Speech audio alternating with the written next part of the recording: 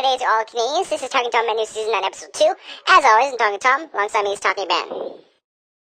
Alright, kicking off our news today, the U.S. Army is massively revving up its fleet of Bradley fighting vehicles through a recent deal to add up to 473 of the new infantry carriers, service officials said. The move represents a key portion of a broader Army push to prepare its arsenal of armored combat for a major powerland war. It also further paves the way toward a new generation of combat platforms for the 2030s and beyond. Well, a resident in the Maple Heights, Ohio neighborhood called the police on a 12-year-old boy who was spending the summer mowing lawns. Yes, the boy, Reginald Reggie Fields, along with his siblings and cousins, were mowing a customer's lawn when Reggie accidentally cut a different neighbor's grass. That mistake spurred that resident to call the Maple Heights Police Department. Luckily, no action was taken against Reggie. Foxconn Technology Group said Friday it will buy a 6-story building in downtown Green Bay and turn it into an innovation center the company expects will house at least 200 high-tech jobs. Foxconn, which on Thursday formally broke ground on its planned $10 billion factory complex in Mount Pleasant, said it has agreed to buy the Watermark building along the Fox River in Green Bay. The 75,000 square foot structure once housed a Yonkers apartment store and, earlier, an H.C. Prawn store. Foxconn said it will close on the property soon and plans to open the Innovation Center by the end of the year. Well, we're not even into the dog days of summer, no pun intended, and the U.S. is feeling the heat this weekend. In what meteorologists are calling a relentless and dangerous heat wave, the National Weather Service says that afternoon highs could reach as much as 10 to 20 degrees above normal. 18 states have already issued heat advisories for this weekend and into next week. What a scorcher it'll be. Anyways, time now for a first look at Talking T's most accurate weather forecast with our new live meteorologist. Yes, thank you, Talking Tom, man. Well, we are going to be being in the heat heading into the new week as we have periodic chances for showers throughout the week. There are also a chance to thunderstorms too, so it could be a very active week. Anyways, I'll show you a full forecast coming up in a little bit. For now, back to you. Alright, thank you very much. Coming up next, down to 5 candidates as President Trump prepares to announce his nominee for a new Supreme Court judge. Also, memorial services for 2 of the 5 victims of the Maryland newspaper shooting. All that and more after the break. This program in the Crozier Television Network is sponsored by Pizza Hut. Now offering a large 2-topping pizza for just $7.99. No one-out pizzas the Hut. Welcome back. Israel deployed artillery and armored reinforcements along the northern border of Syria today, according to Israel Forces spokesperson's unit.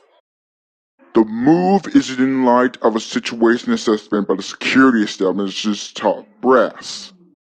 The statement also stressed the IDF will continue its non-involvement principle regarding Syria, along with its policy to respond decisively against any infringement upon Syria's sovereignty and risking its citizens. Well, this weekend, President Donald Trump is at his private golf club in New Jersey, but he still has a tough decision to make for a new Supreme Court judge.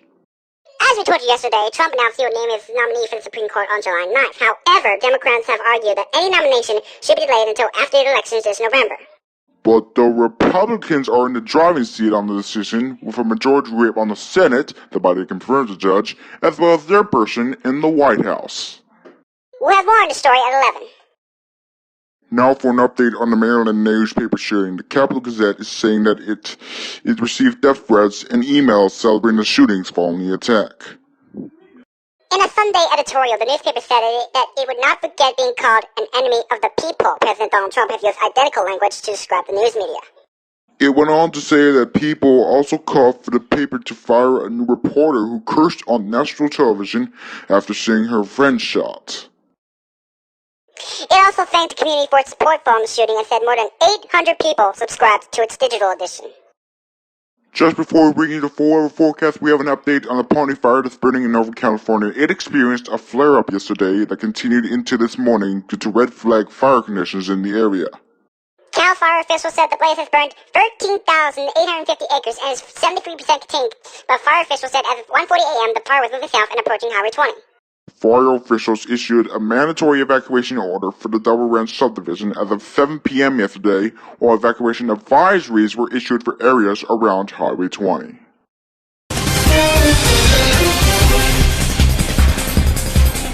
Hello everybody, I'm I'm your live meteorologist. Cheers. Time for your full weather forecast for Talking City.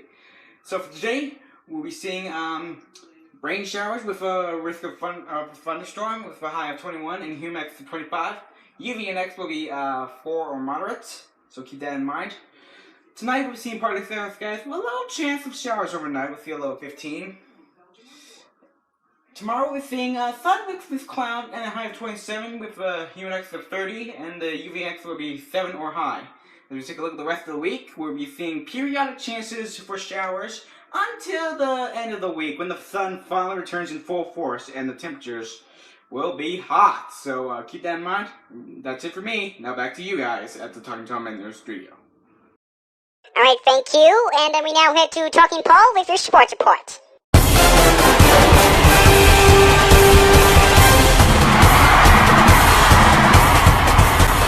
Alright, thank you, Talking Tom. Hello, everybody. I'm Talking Paul. It's time once again for your sports report.